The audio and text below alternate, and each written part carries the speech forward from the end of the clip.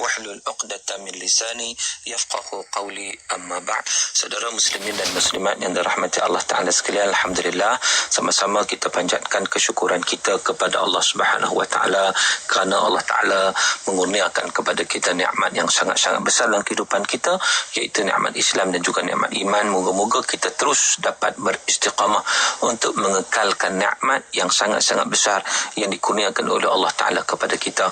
Dan insya-Allah saudara, sebagaimana biasa, kita nak sambung lagi perbincangan kita dalam surah Al-Qasas pada juzuk yang ke-20, iaitu surah yang ke-28 daripada 114 surah. Dan pada kali ini tuan-tuan, kita akan sambung lagi perbincangan kita sudah sampai ayat yang ke-11 dan yang ke-12 insya-Allah, iaitu ayat ke-11. Allah Taala berfirman, a'udzubillahi minasyaitonirrajim, wa qalat li ukhtihi qussi fabasurat bihi an junubin wa hum la yash'urun. Sadaqallahul azim. Dan dia berkata kepada kakak Musa, yakni ibu Nabi Musa berkata kepada kakak Nabi Musa, ekori dia. Lalu dilihatnya Musa dari jauh, sedangkan mereka tidak menyedari. Dan tuan yang dirahmati Allah Ta'ala sekalian, dalam ayat ini, kalau kita lihat ayat 11 ini, ibu Nabi Musa berkata kepada kakak perempuan daripada Nabi Musa, iaitu Qussi. Qussi itu maknanya ekorilah dia ataupun ikutilah dia. Siapa kakak Nabi Musa itu? Siapa? Disebut dalam tafsir Al-Qurtubi, menceritakan riwayat menyatakan nama dia Maryam. Nama dia Maryam sama dengan nama kepada ibu Nabi Isa alaihissalam, Maryam. Dan berkata pula Mawardi daripada Ad-Dhahhak, nama dia adalah Kalsamah. Dan berkata As-Suhaili, nama dia Kalthum. Menjadi pelbagailah pandangan yang menyatakan tentang nama kakak kepada Nabi Musa alaihissalam itu. Tuan-tuan yang dirahmati Allah Ta'ala sekalian, jadi apa yang disebut adalah Qussi. Qussi ni makna apa? Ikutilah ataupun ikutlah jejaknya, pantaulah terus beritanya, carilah ia ke segenap penjuru kota. Maka dengan sebab itu saudara perempuan Musa ataupun kakak Nabi Musa itu berangkat untuk menunaikan tugas tersebut. Jadi tuan-tuan yang dirahmati Allah, dalam tafsir Al-Azhar menyatakan, dengan ketenangan yang dianugerahkan Allah kepada ibu Nabi Musa, hatinya tak kosong lagi. Macam ayat yang kita bincanglah sebelum ini. Bila hati tak kosong, dia sudah dapat menentukan sikap. Dia boleh dapat menentukan apa yang dia nak buat. Lalu segeralah disuruh anaknya yang perempuan, iaitu kakak kepada Nabi Musa alaihissalam, untuk mengikuti adiknya yang dihanyutkan dalam peti itu dari pinggir sungai Nil yang besar itu, supaya dapat diketahui ke mana gerangan hanyutnya, pergi mana, di mana tersadainya, siapa yang mengambil dan pelbagai lagi. Fabasurat min junubin, maka kelihatanlah olehnya Nabi Musa daripada jauh. Maknanya bila mana dia dijejak, dia tengok peti tu hanyut, dia tengok satu-satu, dia nampak apa yang berlaku. Sebab itu dalam tafsir Ibn Katsir menyatakan fabasurat bihi an junubin, iaitu maka kelihatanlah olehnya Musa dari jauh. Bila dia tengok, dia perhati itu. Perkataan junubin itu, kalau ikut Ibn Abbas radhiyallahu anhuma, sebagaimana yang dinukilkan dalam tafsir Ibn Katsir, junubin itu kata Ibn Abbas an janibin, iaitu dari dekat. Maksud an junubin itu dia tengok dari dekat.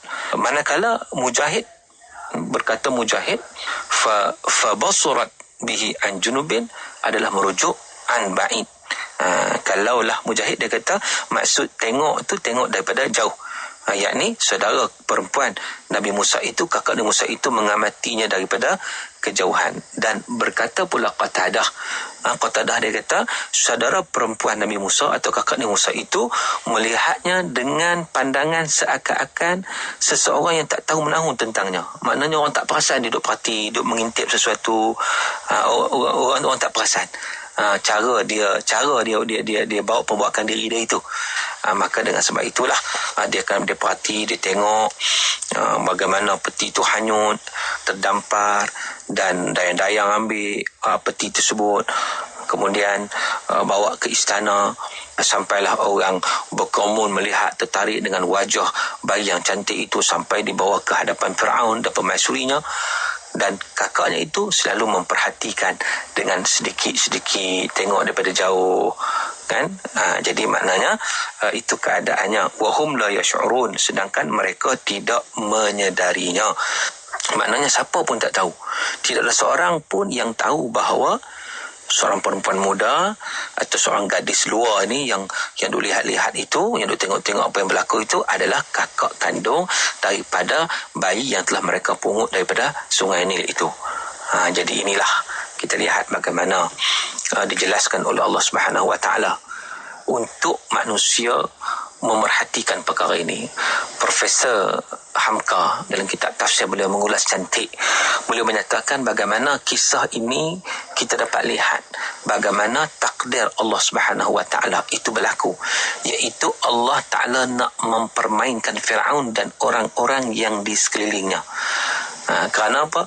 Sesuatu yang amat ditakuti oleh Firaun, tiba-tiba itulah yang datang kepadanya. Anak itu dibawa ke dalam istana, dan istana itu telah berkerumun melihatnya. Orang pakat tengok apa semua, cantik. Nampak mungkin juga kecantikan cahaya yang ada itu datang daripada nurun nubuwah, mungkin datang daripada cahaya kenabian yang akan menambahkan sinar wajah budak kecil itu, sehingga siapa pun yang melihatnya nasihat jatuh kasih. Itu satu ketetapan daripada Allah Subhanahu Wa Taala. Maknanya siapa tengok rasa kesian, rasa kasih dan sebagainya. Bahkan kalau kita lihat kebencian Firaun kerana sikapnya yang bengis dan sebagainya, akhirnya kalah juga dengan kasihnya sifat kemanusiaan, apatah lagi pengaruh daripada pemaisurinya, isterinya. Maka dengan sebab itu Syekh Sya'rawi dalam kitab tafsirnya menyatakan bahawa seorang laki-laki ni walaupun hebat teramana pun kadang-kadang dia tewas dengan budak, dengan anak, dan juga tewas dengan isterinya atau pemaisurinya ataupun pasangan hidupnya ditewas. Kadang-kadang itu yang berlaku sebab manusia bengis macam mana pun dia lembut hati bila mana isterinya pujuk dia, sebut elok-elok. Sebab tu kita tengok ada orang tengok gerun, tengok punyalah ganas sungguh, kasar sungguh, tetapi bila depan isteri dah terus lain macam, terus sikapnya berubah. Kadang-kadang manusia begitu memang. Itu jadi Firaun macam tu juga, walaupun bengis hebat macam mana pun, ganas, tak kira Allah sampai mengaku sebagai Tuhan sampai satu peringkat begitu dahsyat sekali, tetapi rupa-rupanya bila mana dia berhadapan dengan isu kemanusiaan, kasih sayang dan sebagainya, dia juga tewas. Apatah lagi isterinya dapat pujuk dia dengan dan begitu baik. Jadi tuan-tuan, inilah sesuatu kita lihat bagaimana perancangan yang ditentukan oleh Allah Subhanahu Wa Taala. Tuan-tuan yang dirahmati Allah Taala sekalian, maka apa yang berlaku seterusnya, kita lihat ayat sambungan, ayat yang ke-12, iaitu firman Allah Subhanahu Wa Taala, a'udzubillahi minasyaitonir rajim, wa harramna 'alaihi al-maradi'a min qabl فقالت هل أدلكم على أهل بيت يكفلونه لكم وهم له ناصحون. صدق الله العظيم. Dan kami, yakni Allah, menghalang Musa daripada menerima ibu-ibu susuan sebelum datang kakaknya, lalu dia berkata, maukah kamu aku tunjukkan satu keluarga yang menyusukannya untuk kamu, dan mereka tulus kepadanya. Jadi tuan-tuan yang dirahmati Allah Ta'ala sekalian, di sini Allah nak menceritakan bagaimana berlakunya halangan yang menjadi sebab si bayi itu last sekali akan kembali kepada pangkuan ibunya. Kerana Allah mentakdirkan Nabi Musa pada mulanya enggan untuk menyusu kepada sebarang ibu susuan yang ingin menyusukannya. Dia menangis saja dan menolak setiap orang nak menyusu, nak sumbat dalam mulut, dia tak mau terima. Jadi dia lah anak yang orang tengok dia sebagai bayi, anak yang masih terlalu kecil, usianya mana kecil lagi pada ketika itu. Bila dia haus, bila dia lapar, dia akan menangis, minta susu. Tapi siapa yang akan menyusukan? Dalam istana sendiri, siapa nak menyusu? Kan nak cari orang yang kita kata orang yang bersalin, orang yang beranak, ada susu.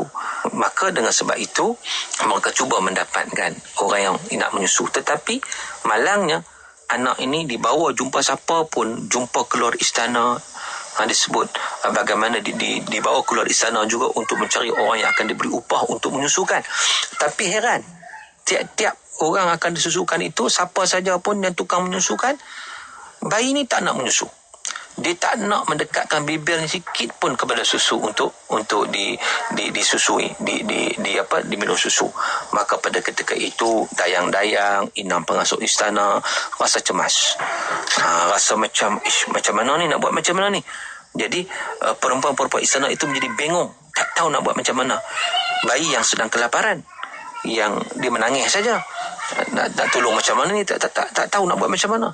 Tuan-tuan, maka pada ketika itulah datangnya kakak Nabi Musa muncul di depan mereka, yang disebut antaranya disebut namanya Maryam kan, itu antara namanya yang kita pernah bincangkan sebelum ini. Dia menawarkan dirinya dengan berkata, maukah kamu aku tunjukkan pada kamu satu keluarga yang pada pendapat aku keluarga ni dia boleh menyusukannya dan sanggup pelihara, sanggup didik, sanggup bela. Mereka ni tulus hati dan setia, tidak sekali-kali cuai dalam pekerjaan. Kalau mau mari aku bawa tunjuk kepada kamu. Jadi itu kakak kandung Nabi Musa tadi, dia muncul dan dia memberikan satu harapan baru. Orang ada menunggu-nunggu di dalam istana, di luar istana, orang duk pegang, dan kakak Nabi Musa dia tengok adik dia dengan perasaan kasih, tengok orang duk pegang, duk dukung kan, sambil duk menangis-nangis minta susu.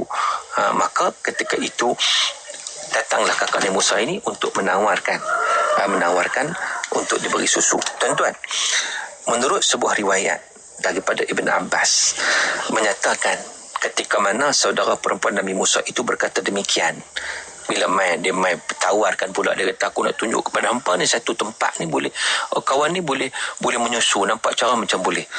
Jadi pada ketika itu pengikut Firaun segera beritahu Firaun.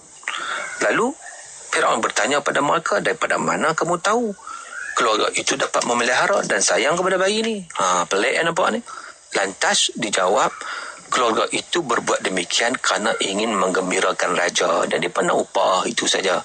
Waktu itu barulah, okeylah. Sebab Ibn Abbas kata, bagaimana mula-mula orang-orang yang tengok keadaan itu maka agak curiga. Sebab dia lah, tiba-tiba ada seorang perempuan muda yang kata kakak Nabi Musa ni lah, datang tak kenal dia ni, tak kenal. Orang tak kenal dia, tiba-tiba dia mari menawarkan pula. Dia kata mungkin dia boleh bawa satu tempat, dia kata ada si ibu ni boleh menyusu. Maka sehinggalah dia bertanya, macam mana kamu boleh menyatakan sedemikian? Kan? Apa hubungan kamu dengan orang itu dan sebagainya. Pelbagailah kita kata persoalan-persoalan yang dikemukakan. Tetapi kakak Nabi Musa ini orangnya bijak kan. Maka dia menjawab, dia kata tentu sahaja siapa-siapa saja sudi memelihara, sudi nak ambil budak ni kerana nak berkhidmat kepada raja. Sudah tentu makan nak. Tambah-tambah mereka ni, setiap orang ni nak khidmat kepada raja kerana mereka nak menggembirakan hati raja. Dan sudah tentu bila mana raja gembira juga akan datang manfaat kepada mereka sendiri. Jadi tuan-tuan, perkara itu dilaporkan kepada istana, kepada Firaun, dan akhirnya Firaun dan permaisuri mengizinkan untuk menuruti petunjuk perempuan itu, iaitu kakak Nabi Musa alaihi salam. Maka mereka pergilah sama-sama dengan kita kata dengan orang-orang istana ni, pergi membawa anak kecil itu ke rumah ibu Nabi Musa sendiri. Pergilah dengan mereka tidak sedari bahawa ditemani oleh kakak Nabi Musa sendiri. Jadi kedatangan mereka disambut baik. Bila mana sebaik anak itu diserahkan ke dalam pangkuan ibunya, ibu Nabi Musa alaihissalam, ibunya pun bagi susu. Bagi dia susu, budak ni atau bayi ini, Nabi Musa alaihissalam minum dengan sesungguh-sungguhnya. Jadi bila dapat berita tersebut sampai bagi tahulah kepada istana Firaun, maka permaisuri pun seronok, Firaun pun okeylah, seronok, mereka gembira. Berita ini satu berita gembira. Maka dipanggillah ibu Musa, disuruh menghadap ke istana. Permaisuri mohon dengan sungguh-sungguh supaya wanita yang menyusu baby tadi ni, yang dia tak tahu bahawa itulah ibu Nabi Musa sebenarnya, minta sungguh-sungguh untuk menyusukan anaknya. Dan permaisuri juga meminta agar ibu Nabi Musa itu sudi tinggal di istana sekali. Kalau boleh minta pujuklah mai duduk sana, boleh menyusu, boleh apa semualah. Tetapi ibu Nabi Musa menjawab bahawa dia tak dapat pindah tinggal di istana sebab dia bersuami dan dia ada anak lain pula. Tapi dia berjanji akan mengasuh dan membesarkan anak itu dengan setia. Macam mengasuh anak sendiri, mana dia pun kan. Jika diizinkan membawanya pula, makna dia bawa balik. Dan waktu ketika dia akan balik ke istana bawa anak tersebut. Jadi dia akan balik ke rumah. Jadi oleh kerana dirasakan bahawa bayi ini tak boleh menyusu dengan sesiapa pun melainkan dengan wanita ini, maka permohonan ibu Nabi Musa itu dikabulkan. Maka dibawalah Musa AS oleh ibunya sendiri pulang ke rumah. Itulah cantiknya tuan-tuan perencanaan Allah Subhanahu Wa Taala. Jadi apa berlaku seterusnya, insya-Allah kita akan sambung lagi perbincangan pada seri yang akan datang. Untuk kali ini sekadar itu dulu. Aqulu qawli hadza wa astaghfirullahal azim li wa lakum wa billahi taufiq hidayah. Assalamualaikum warahmatullahi wabarakatuh.